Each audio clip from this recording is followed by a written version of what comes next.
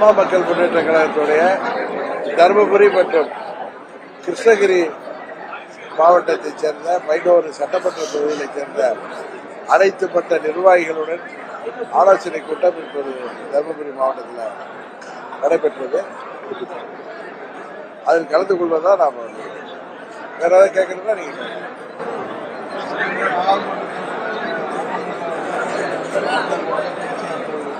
அம்மா மக்கள் முன்னேற்ற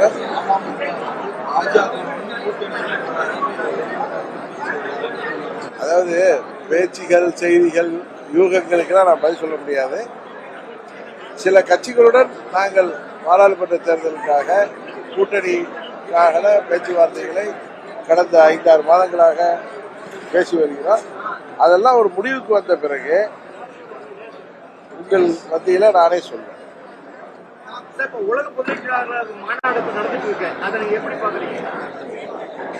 அதாவது இதுக்கு முன்னாடி ஒரு மாநாடு நடந்துச்சு, உலக முதலீட்டாளர்கள் மாநாடு. அதுக்கப்புறம் முதலமைச்சர் துபாய் எங்கெல்லாம் போயிட்டு வந்தார். ஏற்கனவே வந்த இதில் முதலீடுகள், அதில் எத்தனை இளைஞர்களுக்கு வேலை வாய்ப்பு கிடைக்கிறது தெரியல. இப்பொழுதும் மாநாடு நடத்துது, இது நடத்தணும். முதலீட்டாளர்கள் இருப்பதற்காக நானும் ஊடகத்திலலாம் செய்திகளை பார்க்கிறேன். இது ஒரு விளம்பரத்தோடு நின்று விடாமல் அதை தொடர்ந்து முதலீடுகளை உறுதியாக பெற்று தமிழ்நாட்டுக்கு பொருளாதார வளர்ச்சிக்கு இந்த அரசாங்கம் அனைத்து முயற்சிகளையும் செய்ய வேண்டும்.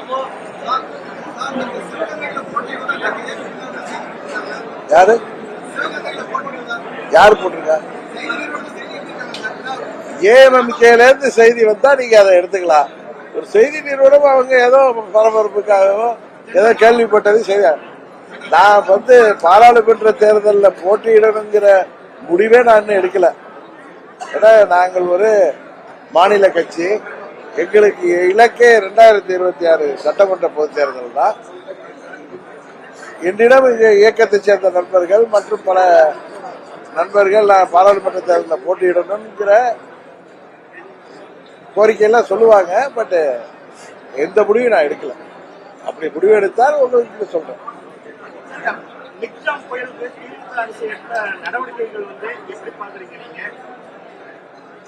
எதிர்கட்சிங்கிறதுனால ஒரு ஆட்சிய வாய்க்கு வந்தது அப்படி சொல்லக்கூடாது. நான் பழனிசாமி மாதிரி பேச முடியாது. அதே நேரத்தில் ஆளுங்கட்சிக்கு ஆதரவானவனும் கிடையாது. ஏன்னா நாங்களாம் அம்மாவின் தொண்டர்கள். ஆளுங்கட்சி செய்கின்ற தவறுகளை எடுத்து குத்தி காட்ட வேண்டிய இடத்தில் இருக்கிறோம். ஆனா மிக்ஜாம் புயலா இருக்கட்டும், தென் மாவட்டங்கள்ல வந்த அந்த கடும் வெள்ளம், இதுல அரசியந்திரம் அவர்களால் முடிந்த அளவு செயல்பட்டு இருக்காங்க. இது ஒரு தொடர் நடவடிக்கை. இப்ப அதிகாரிகள் சிறப்பாக திட்டமிட்டு நடவடிக்கை எடுத்து வருகிறார்கள். சென்னையில கூட மிக்ஜாம் புயலுக்கு அப்புறம் சுகாதார கேடுகள் இல்லாம பார்த்துக் கொள்ளப்பட்டிருக்கு. அதனால இந்த அரசாங்கம் அந்த புயல் மற்றும் வெள்ள மழை அந்த விஷயத்துல சரியாகத்தான் செயல்பட்டு வருவதாகத்தான் நான் நம்புகிறேன்.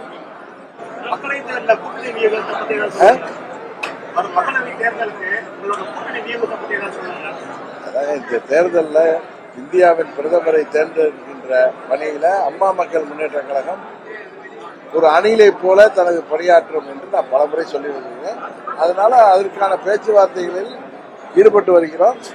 எல்லாம் ஃப்ரூட்ஃபுல்லா முடிஞ்ச பிறகு நான் உங்களுக்கு சொல்றேன்.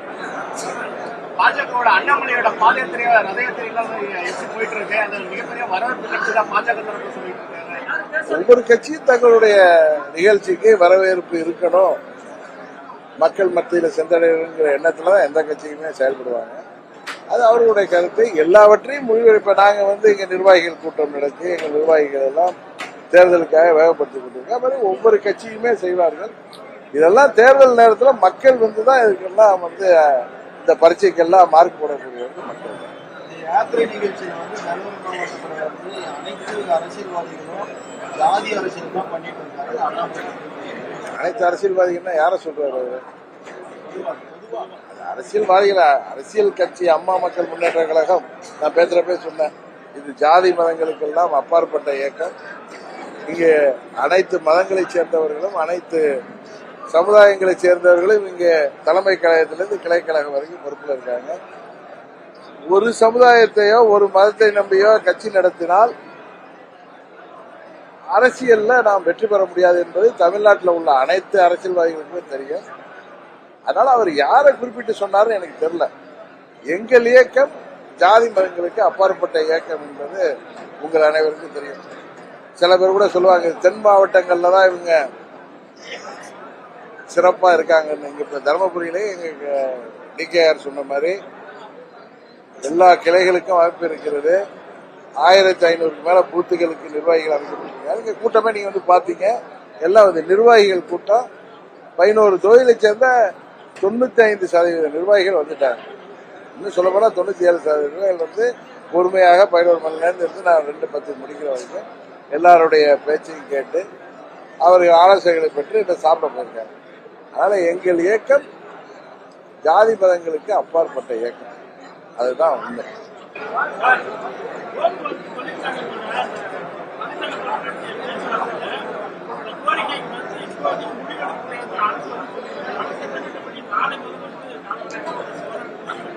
நம்ம போல எல்லாருமே வந்து பொங்கல் நேரத்துல போக்குவரத்து தொழிலாளர்கள் பிரச்சனைகளை சுமூகமாக முடிவெடுக்க வேண்டிய அரசாங்கம் இதுல காலம் தாழ்த்துவதோ இல்ல முடிவெடுக்காவிட்டா பொங்கல் பண்டிகை போது பொதுமக்கள் பாதிக்கப்படுவாங்க. அதனால அரசாங்கம் எப்படி தேர்தல் வாக்குறுதி எல்லாம் காத்துல பறக்க விடுற மாதிரி இதையும் விட்டுவிடக்கூடாது, இதில் ஒழுங்காக செயல்பட வேண்டும் என்றுதான் எல்லாரும் கோரிக்கை வைக்கிறோம்.